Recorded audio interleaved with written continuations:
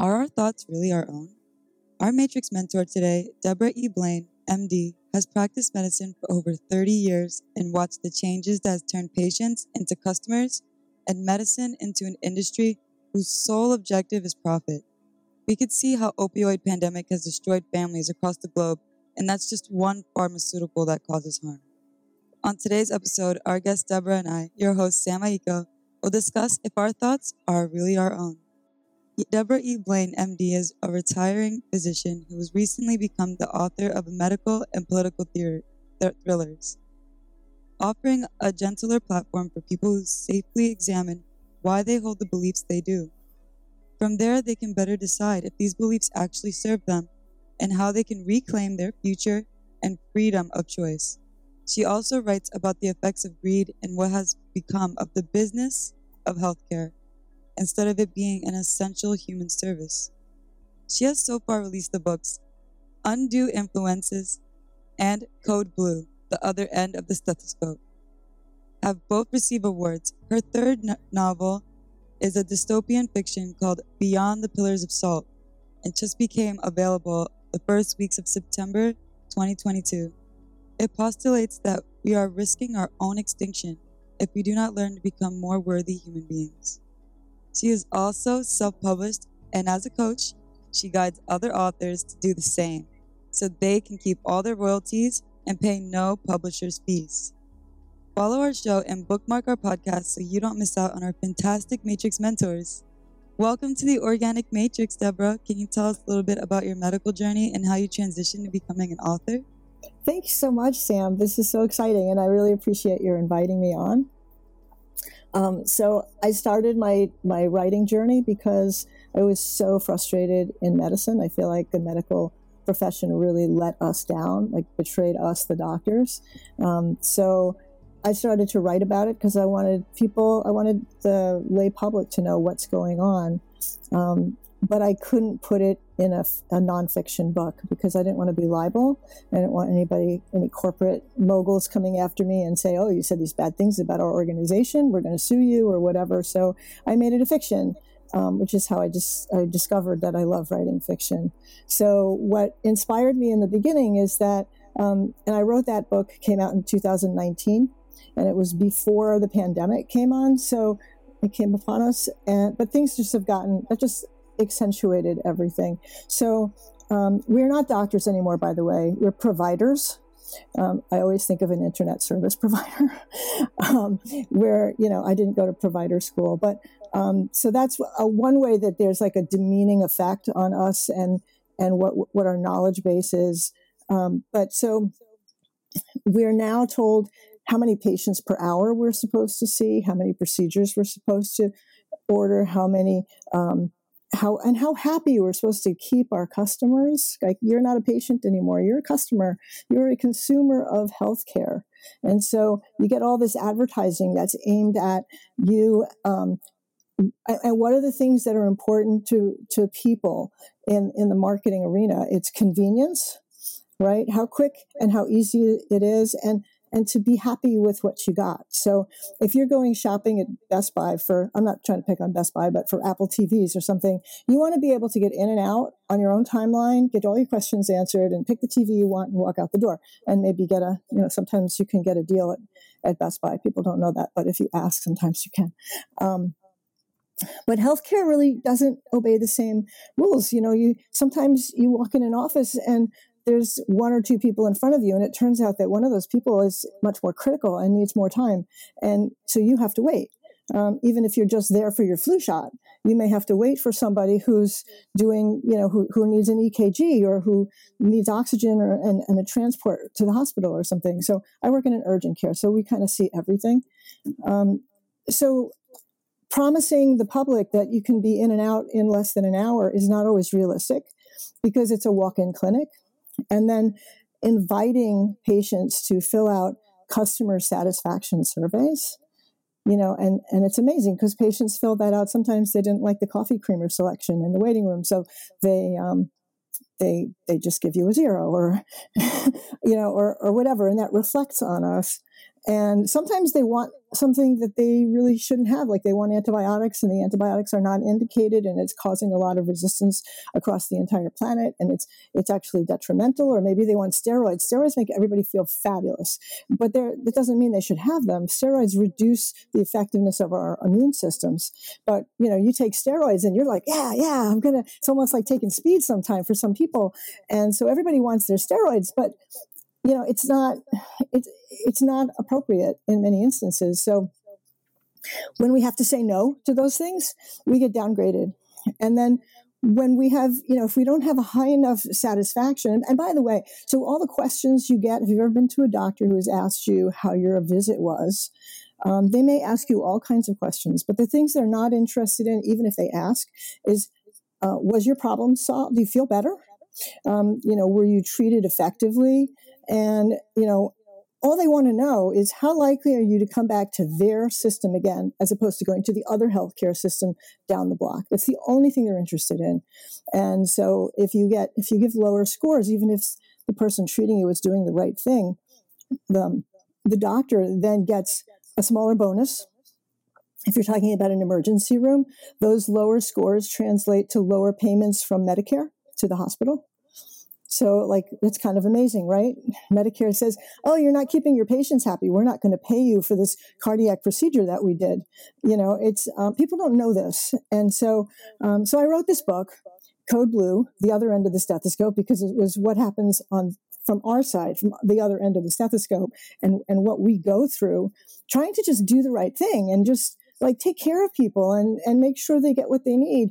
And, I'm sorry, I can't drop everything to swab your throat because you're exposed to strep when I've got somebody who can't breathe over here is having an anaphylactic reaction. I just can't do that. But in the part of the world where I work, we have a large population of what I have to just say it, of entitled and demanding people who want what they want when they want it. And so it becomes very difficult, very frustrating. And then, of course, they do call us providers, and they lump us together with the mid-level people who trained for much less time and have much less experience. And so I'm talking about NPs and PAs. And so I've worked with some amazingly competent NPs and PAs. I'm not bashing them in any way, but it's not equivalent. I mean, if you have a PA who's been working for 25 years versus a doctor who just graduated residency, there might be a few things that the PA's seen that the doctor hasn't seen yet. No argument. But in general, the amount of knowledge that we are given and we have to commit to memory and to understand is so far beyond that it's really not equivalent. So it's really degrading to us. And so I wrote this book. And a friend of mine really kept encouraging me. She said, people want to know this. People want to know this. I said, okay. But it was kind of a daunting thing because it was like, how do you write a whole book?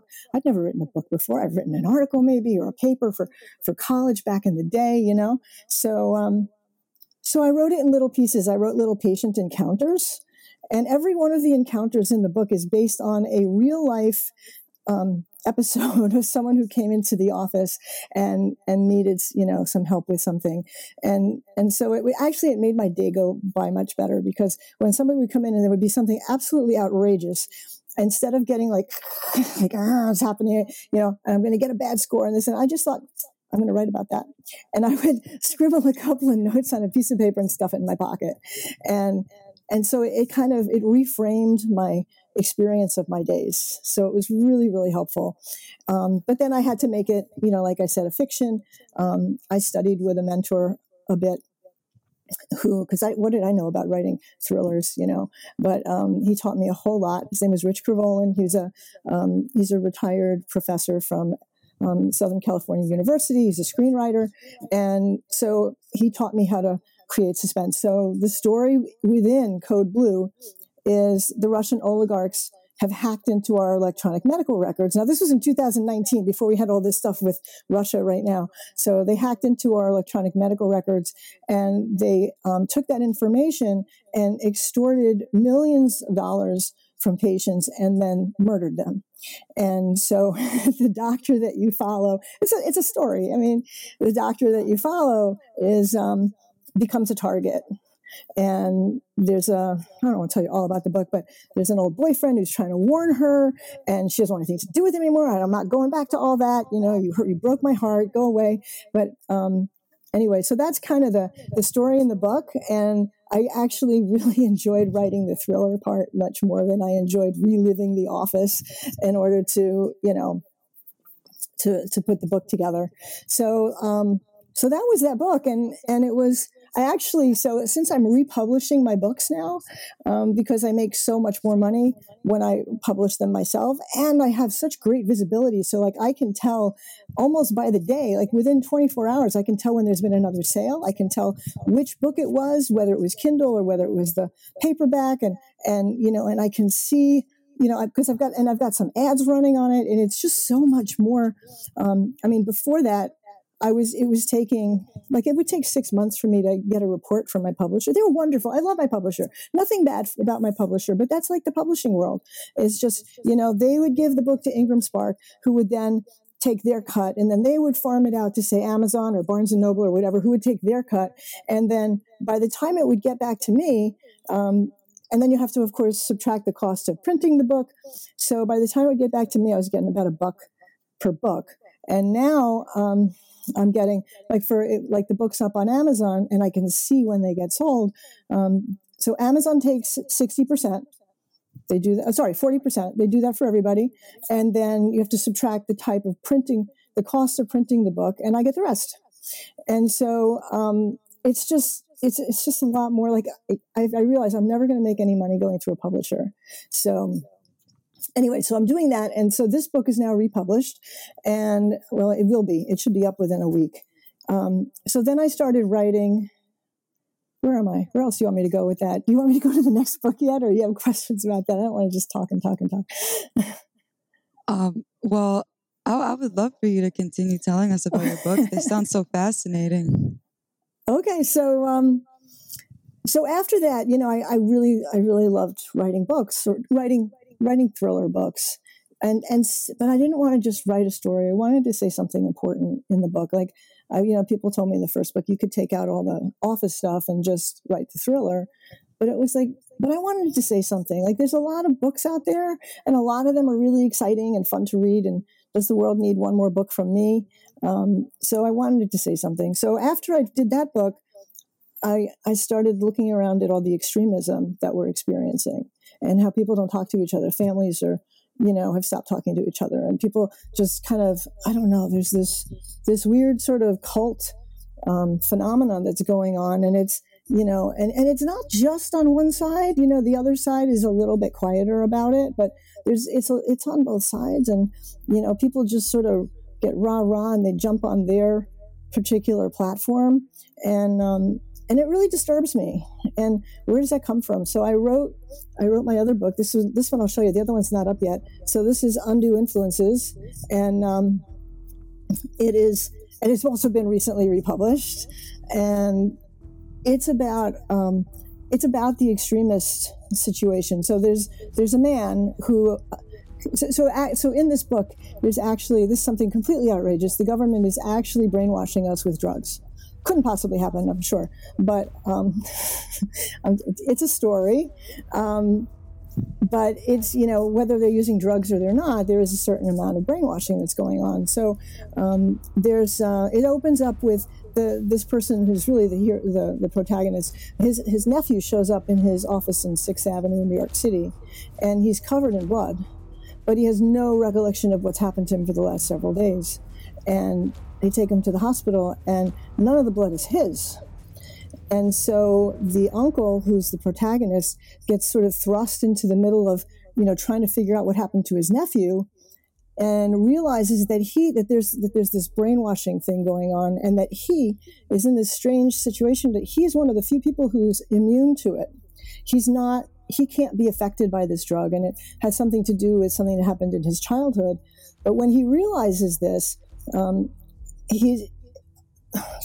forces that are controlling things also realize this about him, and they each, both sides, it's like from both sides of the political spectrum, they want him to come onto their side and help.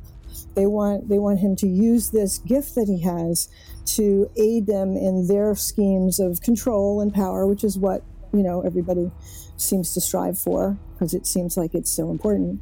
And of course, and if he doesn't comply and help them out, he's going to die.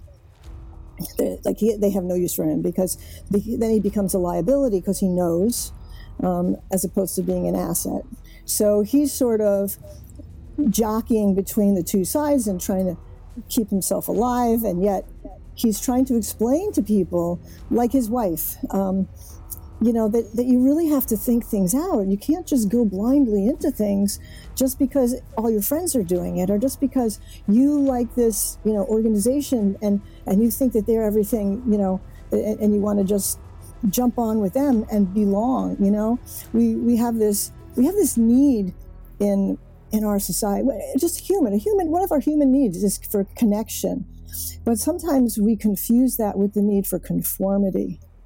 And so instead of being able to connect with someone and say, I really appreciate you for all your differences, and I would love to listen to your music and try out your food and get to know you, because we're humans, right? We have so much in common, and isn't it wonderful to see all those differences? Instead of doing that, we have a tendency frequently to feel like I have to be just like you, or you have to be just like me. And if that's not the case, we can't be friends. And it's such a loss. We lose so much. I mean, who wants to just look at the gray all the time? I want color in my life. So that book is, in the end, I had a hard time getting through that book, because I couldn't figure out how I was going to end it. And I realized finally that there's no way I can solve this problem in this one book. Like, this is a human problem that we're not, what are the things that get in the way of our really thinking? So we're born into the world, right? And our parents tell us, and they're doing the best they can. They mean the best, they love us, right?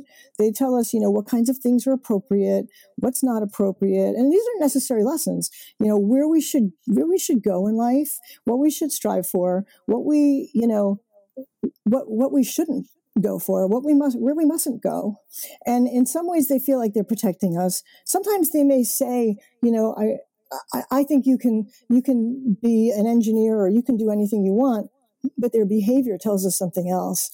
And children listen with more than their ears. And no matter what you say to your kids, I have the experience. He's 31 years old, God willing, next week. Children they learn from you. They don't learn just from what you say to them. They learn from how they see you behave. And you can't hide anything from your kids. So whatever the parents' beliefs are tend to get transmitted to the children. But it's not just the parents. So then they get older and they go to school and they want to fit in with their friends, right? They want to connect, but they think they need to conform. And so they want to do everything that their friends do. And if their friends are all saying, this restaurant's great, they're going to go there and say, yeah, that restaurant's great, because it makes them feel connected. But they're not really thinking through, this restaurant is slaughtering cows in an inhuman way. And if I go over there to the organic place, they're doing things in a different way, and it's better for they don't really necessarily get to that. It's also, when we subscribe to a particular party, we feel like we have to subscribe to everything that party does. And so, it's entirely possible to be against abortion and pro-choice, right? Yeah. But it doesn't come out like that. It's like one way or the other, and people are slamming you over the head over it. I don't think people should use abortion as birth control. I think you should be avoided at all costs. But because it's a potential life. For me, it's a potential life. But if it threatens the life of the mother, or if it was a result of rape or incest or something, or the mother is 12 years old and is going to completely destroy her life, and you still got to go over the trauma of having been raped, then I think it's appropriate. I mean, some of these things, if it's an ectopic pregnancy, which means that the little zygote embedded itself in the fallopian tube, not the uterus. it's not even a viable pregnancy. There is no way that that baby can possibly be born, and it can kill the mother as it gets larger. And then there's some of these people that say, no, we can't do abortion. Like, what's wrong with you? Are you not thinking? Like, Yeah. What I'm seeing now is that reports are saying that there's more elderly population than there are babies. And because we're in this capitalistic society, it's as if, we're their cash cows. And they want, because who's going to pay for Roe versus Wade being reversed? The people right. in the lower middle class and those in the ghettos. People who, A, lack education, B, in stressful environments looking for social soothing, because that's the number one way to get oxytocin. I totally agree with you. It's not rational, it's not reasonable, and it doesn't stand by the principles of us being in a free country. I 100% agree. But what it does do is it puts certain factions in a greater position of power. Mm-hmm. So I think the thing to do in these cases is to really examine what's the agenda behind the person who's telling you what to do. And, I was listening to, I don't usually watch this, and I was like really annoyed with myself for watching because it was really depressing me. But it was this, some crime thing, some like real life crime. I can't remember the name of it, but it was it was Wisconsin, a woman who had been using drugs. When she found out she was pregnant, she stopped using the drugs. She told her doctor because she was worried about the baby. The doctor was forced to report it. I don't know what the story was there, or if somebody looks at their medical records. And then she was arrested for causing harm to her unborn child. And it was just like, how does this work? Like, you're supposed to be able to tell your doctor. I didn't, I was sort of half watching. I was like, this can't really be happening in 2022. I think it was happening in 2021, which is bad enough. So, yeah, I mean, but it's about, yeah, and it's like, so they're also trying, there are factions that are trying to prevent the use of birth control. And if you can't give someone birth control, how can you then say they can't have an abortion? It's not making any sense unless you look at, there's a group of, and I'm not like, I'm not a paranoid person, but there's a group of people out there that don't want women to have rights and have mobility and have just the ability to be a person. So, so what are the places that really affect us? Our government, which is why I made it about government, but also, there are other ways that they do this. So it's very insidious, the advertisements that we see. Someone just told me that this year, the average person in America is subjected to 4,000 advertisements a day. And it's like, it's just so fast. And, it gives us a lot of ADD. It's impossible to evaluate everything we see. There's just too much data coming at us. And it's much easier to say, oh, yeah, my friend was talking about that. Yeah, that's good. Instead, it's harder to say, I don't have an opinion about that. I don't, like when somebody asks you a question and you don't have they ask you to make to form an opinion about whether something's good or bad. There's always another side. And we used to have this thing in this country called the Fairness Doctrine. And it was established, I think, in 1949, but don't quote me on that. And it said that for a journalist to hold a broadcast license, they had, for anything that was controversial, they were required to present both sides of the issue. If they didn't do that, they could lose their license to broadcast. It had to otherwise be clearly labeled opinion. They could write opinion, but they couldn't call it news. So what happened? Around 1987, they decided that it presented a chilling effect on free speech, and it was aborted. So now you don't have to present both sides. And you see what happens, right? You know what side you're going to get by which TV show or which media outlet you look at. And so if you're only looking at one side, you're not going to even hear the other side. And both sides have gone so far to the extreme anyway that, the truth, I don't even know if the truth's in the middle, because it's really hard to know what's actually fact and what is just this opinion. So the New York Times, they'll be doing their morning, news thing, and I'll be reading it, and all of a sudden the guy will be talking about his friend or how he feels about this. I'm like, this is not supposed to be an opinion. I don't want to hear your voice. It's supposed to be just the facts, ma'am. That's what it's supposed to be, right? There used to be a show, Dragnet, and the detective Jack Friday would be with his pen and his paper. He'd be like, just the facts, ma'am. And it's like we've lost that. So between and then the things that you get, like if you're on the web looking for something, the advertisements that flash at you, you ever notice they're things that you've looked at in the past? Or talking about. Yeah. So, it knows us so well that it's only showing us things that it feels will reinforce where we already are. Why? Because it wants to sell their product. Not because they thought we would think it's interesting, but because it wants us to spend our money on their website. That's their agenda. The political agenda, I think, is more about control. At least one side is more about control, and the other side, I don't know. I think it might be a little bit more about just reactivity. And I think that there's more of a platform on the other side, and I agree with more of it. I'm not a Democrat or a Republican. I refuse. But I tend to be a little left of center, and I'm very much, a proponent of human rights. But sometimes I think that it's not enough to just say, yes, we need to do this. You have to think about it. So the other side says, well, it's really expensive. Who's going to pay for that? And it's not that we shouldn't do it, but we need to account for that.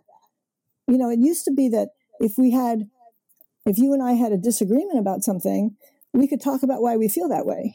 And then maybe we could come to a compromise that would satisfy both of our concerns, because we could both have legitimate concerns about different sides of the same issue, but we can't do that anymore. So that was why I wrote that book. And then I wrote the sequel to Undue Influences, which is a dystopian, and it's called Beyond the Pillars of Salt. I'll move it outside the thing. And it's kind of, it presents one possible outcome if we continue on our present journey. And so in Beyond the Pillars of Salt, our government has become a dictatorship because there's no more fair elections. I was so happy to see that the elections, we didn't have too many people saying, I'm not, abiding by the election, because I was afraid of that, that people would say, well, the election didn't go my way, so it must be rigged. There goes democracy right out the window. So in Beyond the Pillars of Salt, that's exactly what's happened. And it's a story. It's just a story. Government's been taken over by dictatorship. And then there's also the problem that the planet is reclaiming itself, I call it. The climate is changing to the point where it will not support mammalian life or life as we know it. And, some other species will take over in a few hundred years, and, they'll be better adapted, and the Earth will go on, but it'll go on without us if we're not careful. So in this book, there's a lot of planetary upheavals, and so there's this group of people who were from Undue Influences, who found a little place in the Catskills to sort of set up a compound and try to keep themselves separated, and they start to realize they have to leave.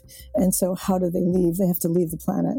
And so that is, and they get to, I won't tell you how, I guess I can tell you, because I'm now starting a science fiction series from there on the planet that they arrived on, and that's called Meraki. And so Meraki in Greek means something that you put your whole soul into, something you do with love. And so that's the name of the planet, and that's the name of the indigenous people, but our humans haven't met them yet. So, oh my gosh. So those are my 3 books, but more important is the message, which is, we don't want Beyond the Pillars of Salt to happen. And, but we have to take some really serious steps, and It's uncomfortable. And we live in a society where we don't want any delayed gratification. I mean, that's the problem with the greed that's in the American healthcare system. That's the problem with what's going on in government. We don't want it. Nobody wants delayed gratification. Nobody wants to work at anything. You know, I don't want to say nobody, but a lot of people don't want to. It's very true. And as we're being conditioned to have those kind of shorter attention spans, and we can see in our population's state of mental health and like the rates of how anxiety and depression is becoming more common. So we're hyperstimulated. Yes, 100%. And also, so you brought up the opiate epidemic. I think we have a worse epidemic, and it's not COVID, and it's not even the opiate epidemic. It's the addiction to more. I call it the addiction to more. We just want more. We don't know why we want more. We want more things, more money, more power, more, like, you know, Elon Musk wants another organization, you know, just more, more, more. And it's just like any other addict or any other addiction. There's a point where it doesn't make sense anymore. It's like, you know, if you're an alcoholic, there's a point where you're really not getting what you originally wanted. You're not getting that feeling that you used to get from alcohol. You're not getting the feeling, you're not getting the rush from the cocaine anymore. You're just sort of, you know, sliding by and thinking that you want more, because there's a pathway in the brain that's now been activated, a reinforcement pathway that says, give me more, give me more, give me more. And you have to somehow cut that. But when it comes to people in power or people who just want more money and want more things, they don't really stop to think, well, wait a minute, what have I got? And is it good? Is it okay? So it's very complicated, but it's actually also very simple. If people could just stop and just appreciate who we are and how do we do that? So I'm a firm believer in connecting with nature. And I think that when we can, like even on a day, I don't know where you're located, but it's cold out today. It's like, it's not getting out of the 40s, but I mean, I kind of love this weather as long as it's not 25 degrees with a wind, a wind of 19 miles an hour. But, it's just the air is really fresh. And when the sun is out like it is today, and to just kind of breathe it in and just like experience the trees a little bit. And like if you go walk your dog, I have cats, not dogs, but at the moment. But if you walk your dog, pay attention to your dog. Don't be on your cell phone while the dog is out. Like live it, And people walk their babies in carriages. They're on their cell phone. You think that kid doesn't, even as a baby, doesn't sense that your attention is not on them? I mean, they feel it. The dog feels it. Just to be with yourself. And it's a scary place to be sometimes because we don't know ourselves so well anymore. We don't take the time to know ourselves. So the idea of looking within can be frightening because we're not sure we'll like what we find. Yes, I completely resonate with everything that you say. And I feel like your observation is so key because I feel like I've observed almost every component that you mentioned in this conversation. Like we can only imagine, like if number one abuse for children is not assault, is not physical trauma, but neglect. Mm-hmm. Now we're going to see a generation of very aggressive children who don't know how to self-regulate because they're already during the Industrial Revolution to the baby boomers of all the work they had to put in working. Now we have this technology era, but we're not present in our bodies. And we're also working just as much, if not more, because of our attention spans. Yesterday, I read a study about the difference between adults diagnosed with ADHD or ADD and children born with it. Children born with it don't usually have depression as a symptom with their diagnosis. But what they're seeing is adults that develop ADD or ADHD in the future are developing proteins that turn on depression within the body because they know they're not living in their design, but somehow their epigenetics, the epigenetics of the adults that are losing their attention, is being passed on to this child, and therefore the child is beginning life exactly where the parent left off. Yeah, that's a scary thought. It is a really scary thought. We're also raising a generation of people. I mean, some of them are already grown up who have no coping skills. Yeah. They're not able to handle disappointment. They're not able to if things don't go their way, to be able to say, okay, that didn't work. What else can I try?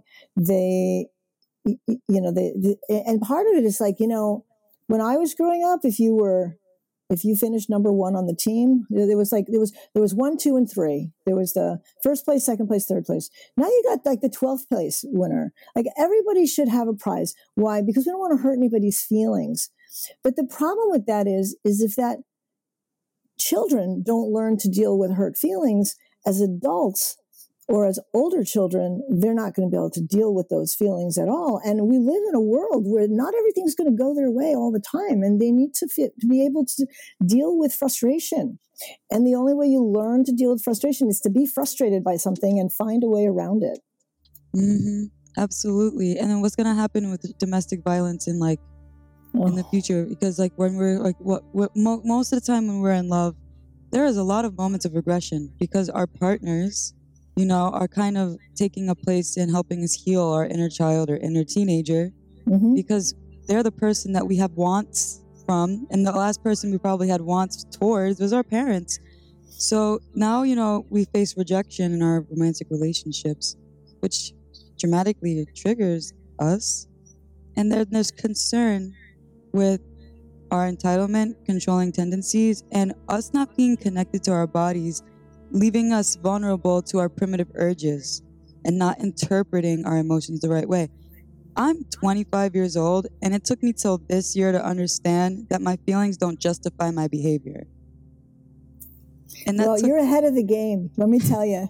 Congratulations on that. I mean that sincerely. I thought I was late, because to me it's like, how far away are we getting to familial connection that we're not learning these kind of principles? Like we hear stories in the past of, a grandfather telling a granddaughter in Native American culture that you have two wolves. There's one that's darkness, one's light, and the one that wins the war is the one you feed. Like there's these little stories that mean so much to the development of a child. But when we are when we're absent, how the youth is going to raise themselves, and it's like the blind leading the blind, because the hyperstimulation we get online, the access of a bunch of information, and then the oversaturation of information where we don't even know what's reputable anymore. And then people strike out, and so then you have nightclubs being shot up and high schools being shot up, and people are like, oh, that's terrible. You reminded me of there's another Indian, I don't know if it's Indian or I've heard it from a lot of different cultures. There are these two white people who are being taken on a tour and through the land, and it's the guides. So there's a couple of guides, and there's a bunch of people there's a bunch of white people being guided by a couple of guides, and they're going and going and going for a while, and then all of a sudden the guides just stop and they sit down on the ground, and the white guys are like, well, why have we stopped? Why? But the white guys now could be represented by Americans in general. It's not really that kind of a thing. And they say, why have we stopped? And the guides say, we have been traveling a very long way. We must wait for our souls to catch up. And I just love that. It's like, yeah, we just keep going, but we're not integrated as we go. And yeah, we've just lost that. And some of the ancient civilizations or the older civilizations, they knew that, they knew that. And we just feel like, oh, that's nonsense. I can find that on my computer in a second. And if your internet goes down, I want to smash my computer. It's like, hey guy, it's like, it's more of a miracle that it's been working than it went down. It's so true. Like when my phone dies, I'm like, where's my charger?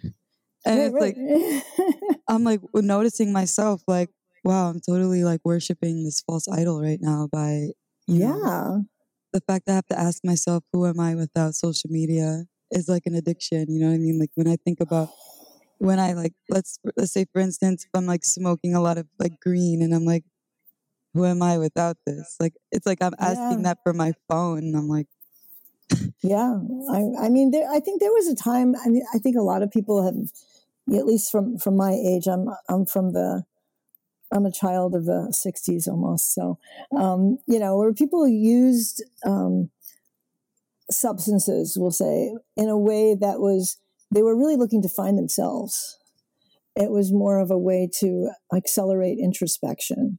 If it was used in like really moderation, like a little bit, but once that became, but that triggers that I want more of that, I want more of that, I want more of that, and then all of a sudden you're off to the races, literally, and you can't get enough because you never get that initial high, whether it's from getting your first, not that I've ever experienced this, but, like making your first $1 million, is the second million going to give you that same, like, wow, look what I accomplished? I don't know. I don't think the second million does the same thing. It's like, the first time that you had a couple of drinks and really enjoyed dancing with someone you thought was amazing, then the next time it's good, but it's not the same. It doesn't give you that same newness. And the more you do that, the less appealing it is. So the more you might chase it. And that's, it's a problem. Yeah, that's the trap.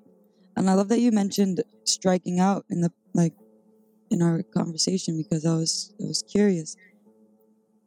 Why do physicians practice the sellout to corporate entities?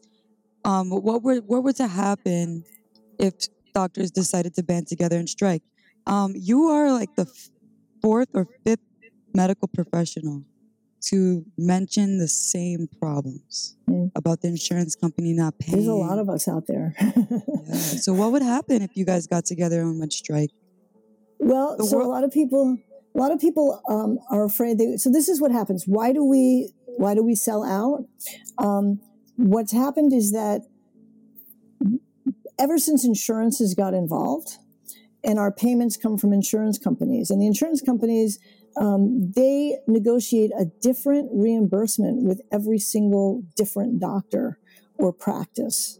So if you have a practice with 3 doctors and you have a healthcare system with 3,000 doctors, the insurance company will pay, let's say, the same cardiologist from the healthcare system will get 5 times the compensation than the solo cardiologist gets for exactly the same visit and procedures and everything else.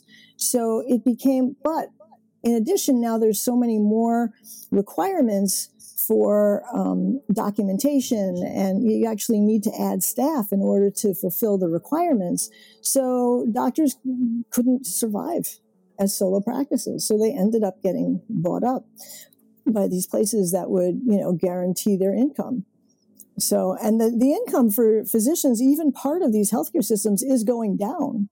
The CEO's income are going up.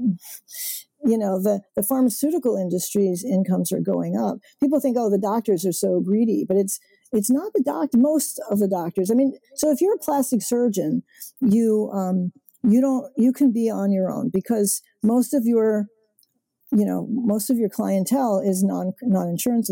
They're cash pay.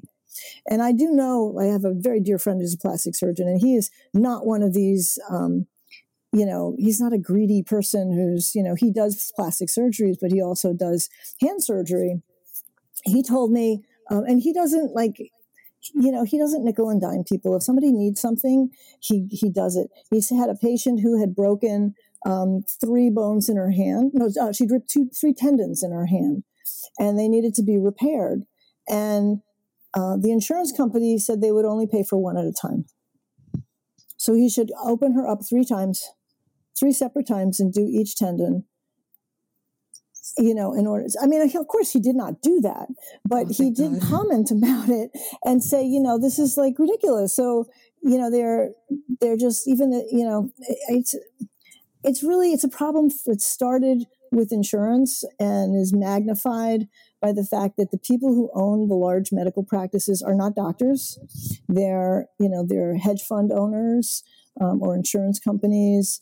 And when it gets to a point, I personally think the whole healthcare system in this country is going to implode in the next few years. It's not sustainable. The patients are not happy with their relationships with their doctors, because they have to get sort of pushed through really quickly. And we have to do that because we have to see a certain number of patients per day. And we can't, if the person down the line has to wait too long, they're going to complain, and that all falls back on us. So we're just trying to juggle the best that we can. But when that happens, the people who own these big, I call them vulture capitalists, they're just going to, if they see it's not going well, they think that the stock's going to tank, they're just going to sell because they don't care.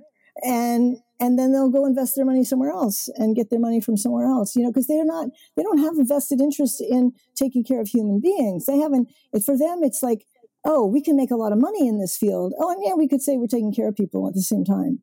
As opposed to, I think most doctors, when we went into medicine, we thought, I'd love to take care of people like this and maybe save a life here and there. And I know that if I do this as a profession, I'll be financially stable.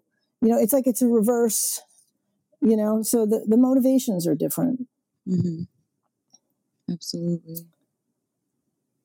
Oh, this is why it's not a conspiracy to think that the 1% is like running things, because they pay for everything. Like, I was just speaking to a Social Security employee, and he was like head of administrations, and he was saying like often the government gives us taxes to pay, high amounts of taxes for Social Security benefits, and not from him but from another source, taxes for education. And they'll even, like in Texas, make one whole household family pay $10,000 towards education for public schools. And then the government will reallocate that money to whatever projects that they're privately doing without any consent or information for the citizens that are paying the taxes. We look back in history, what happened to no taxation without representation? Right. All of us are too distracted on our cell phones to realize that we're being taken advantage of, and it's evident that we're being treated as cattle. And we're being referred to as cattle all the time, even in the Bible. And I love that you mentioned, before you follow directions, what is the person making the demands agenda? Because that was the question that was always in my mind when I actually got introduced to like biblical study. Because the first thing that I noticed was, who wrote this book? There's no way one guy wrote this book. And if this is God's word, why was it written by a man? And then like that's just one aspect of like this whole thing that we call news. Like the fact that our history books in every country is different says a lot. And then with the government and our social culture, because it starts with our social culture, they kind of warm us up before they start dropping things. We got our rights being taken away with Roe versus Wade. In New York City, because I'm not vaccinated, I can't go to school. That means I can't get a better job. That means I can't provide for my family. And that means I can't provide for my state. And I can't be of service to my community with an education because I'm using my rights as an American and not use an experimental vaccine that they're now finding can cause heart problems for people in my age group. So it's like, when are we going to have a reform? And who's it up to? It's going to be up to us. And I'm not saying like we should protest, but there's a lot of suspicious issues coming around here. And every time I watch our politics is as if I'm watching an episode of WWE. Yes, exactly. I call it like it's a football game. Everybody in Congress they're just football players trying to win. They're just trying to win the game, and it has nothing to do with serving the people. And it's a shame so the vaccination medicine and politics should never have crossed.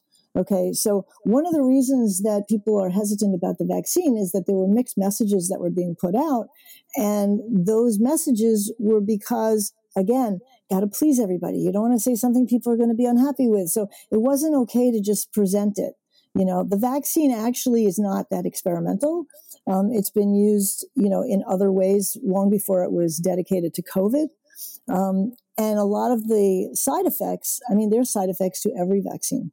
And sometimes some of them are, not very good. And so but it became such a political point that, people who wanted to think about what they were doing were like, I'm not doing that. When they, you're not, how do you know if you're making that decision based on real data? How do you know? Because there's the people who want you to take ivermectin, and, and it's like, and it's a whole, and even among my colleagues, some of them are, I don't want to talk about vaccines right now, just the point of how do you know which side of the information channel is correct. How do you make an informed decision? Democracy is dependent upon an informed and educated population, and we don't have that anymore. Even the people who want that, who want to be those things, it's so cumbersome to educate yourself even about something small, but to educate yourself about everything, like, it's not possible. And I think that's what the proverbial that's what they count on. They count on you not being able to really delve into the nitty gritty of all these things, so you can just have it fired upon you, and then you like throw your hands up in despair. And that's a way of being controlled too. I mean, I think we are like the cash cows, and I don't want to be a cash cow. I'm kind of like more of a pescatarian these days. I'm just Where do we get our beliefs and opinions, and why is it so hard to let in ideas to be tolerant of others' differences? I've noticed that in our culture right now, there's a lot of things coming up with cancel culture, where again, like what you're saying, is being spotlighted in the fact that if someone has a different opinion, you're like labeled aggressive, um, you know, a rebel, and then like you get canceled. Like poor Kanye West going through that right now, and like many other people who are kind of getting like their freedom of speech bypassed and they're getting kicked off social media platforms. I would love to hear your insights on how our thoughts aren't really our own. Well, if there's something like the Kanye West thing, I mean, I think that it's important when you're I think you have a responsibility, if you're that public a figure, to not say things that incite, the sort of stereotypical, or that incite people to be racist, or to be, it's people. I think that was the problem with Trump for me. There were a lot of problems with Trump, but he encouraged people to be racist. He encouraged people to be anti-Semitic, and he made it okay. Now, the thing that scared me more than Trump was all the people, and still scares me, are the people that follow him. And I just don't understand it. It's got to be like a cultist thing, which is like you kind of lose your mind in those things and you just kind of get led along. But I think that you have to be careful that you don't say something when you know that there's all these people who are hanging on your words. I mean, it's great that you made it to such fame and fortune, but you have the responsibility to not be rude and to not put down, an entire culture. You put down Jews, and all the people who follow you are going to go right for that. And me as a Jew am very sensitive to that. And if he had done that, so he's African American, but if he were a white guy and said something about the black culture, you'd have the same thing. And so you have to be careful about what you say. I have no idea what his feelings about Jewish people are. I don't respect the man for not being responsible. I mean, that's something that when you have power, you need to have responsibility. And he has a lot of power, or he did, until all these places started dropping him. And I can't say I'm sorry, because I think that it's important that people, see that, okay, you can't just do that, because there are too many morons out there who will just believe whatever you're doing and saying and follow you and say, yeah, let's do that too. Let's go put swastikas on the synagogues. And I mean, it's been bad. I mean, I belong to this community security community, and we hear about all the anti-Semitic threats. And, it's no joke. I mean, just like there are churches that have been shot up, or gay nightclubs, there's been synagogues who've been shot up. And, we don't want that. What we want to inspire people to accept each other and accept each other's differences. If you find yourself in that kind of a position, you should use that power for good. I think you have an obligation to use that power for good, and not to accentuate the issues that people are having that cause violence. So I'm kind of on the other side from you with that, but that's okay, because we can have a different point of view and not necessarily have to fight about it, right? You can hear my side, I can hear your side, and we may not even agree. We may just agree to disagree. But as to, where where the ideas come from, they come from our families first, then our friends, then our organizations that we want to belong to and fit in with. They come from all the messages we get on social media or just on the internet. They come from the government. It's a lot of it is subliminal. We're just hit, like you said, there's so much ADD going. I call it an attention deficient society. And, we have to sort of guard against that. And it takes a lot of energy, and a lot of people don't want to put in that energy. Absolutely. And, I'm not on particular sides with the Kanye thing. I was just seeing how like the influences of big people affect the public, but I agree with a lot of your perspective. I mean, he could have complained about the problems in his contract without like putting spotlight on a particular culture, because at the end of the day, it's wrong to stereotype people from their ethnicity or beliefs, because that's exactly what colored people go through. So it's like Exactly. always mind-boggling to me when there's reverse racism, and there's like people who experience racism against them think that they can't commit the same act. But what it is when you stereotype a group of people based off of a particular experience you might have experienced or witnessed. And I agree, like that's not right, because we have more in common, like you said earlier, than we have different. And that we should, and I agree, if we have huge power of influence, it should be about unity. And I like the way Dave Chappelle approaches like trying to rectify how we're actually like experiencing propaganda on a huge scale. And he just talks about the problem, and it's just like you said, just the facts, ma'am, because we fill things in to justify our feelings, which is the trap that keeps us reliving these same experiences. And like you said, our feelings don't justify our behavior. Exactly. So, I mean, it's okay to have feelings, but like I tried when I was raising my son, because I wasn't really given, I was sort of told what to feel, what to think, what to like, what to do. But I recognized how, and it wasn't intentional. It was just like, that was what my mother thought was the proper thing to do. And so, I don't blame her in any way. She was trying to just make it in the world. She had her whole story of survival too. But I tried with my son to let him express his feelings, but you still can't do that. Like, I know you're really upset with that, but I'm going to have to do this with my cat. I have two cats who don't get along.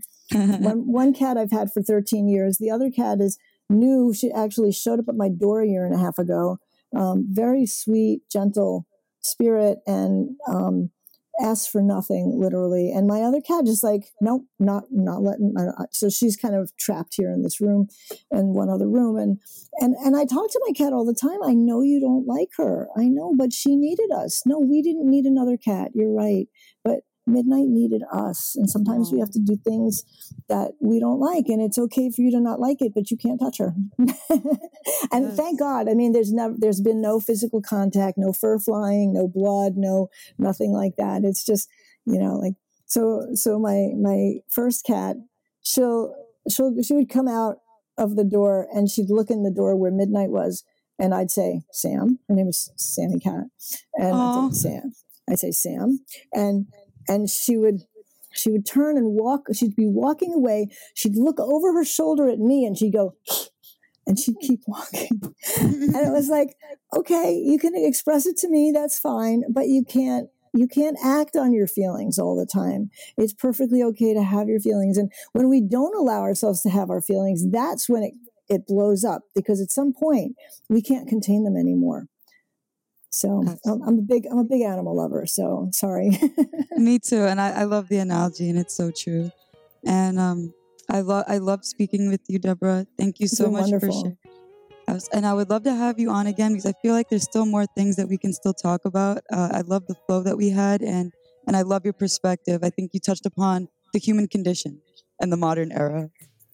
Thank you so much. That's exactly what I'm trying to write about. And that's what in my new books, on the planet Meraki, is going to be really an exploration into, and even in Pillars, it was like, how do we survive and be better people? Well, we have to change not just our behavior, but we have to change who we are. We have to change the human condition. And that means we have to evolve. So that's what I'm aiming for. But this has been so much fun. I'm so glad that you invited me, and I would love to come back whenever. And thank you so much. Absolutely. I hope you have a wonderful Thanksgiving. Thank you, you too. If you're interested in reading Debra's books, because I know I am, check out her website in the description below. We'll also include Debra's social media links so you can stay up to date as to when she launches her next book. All feedback is welcome, and it helps us serve our fellow Matrix members. To stay up to date with our Matrix mentors and what we have in store for you, bookmark our website and subscribe to our podcast and YouTube channel. It was great to have you with us on the Organic Matrix Show, and we'll be seeing you on the following download.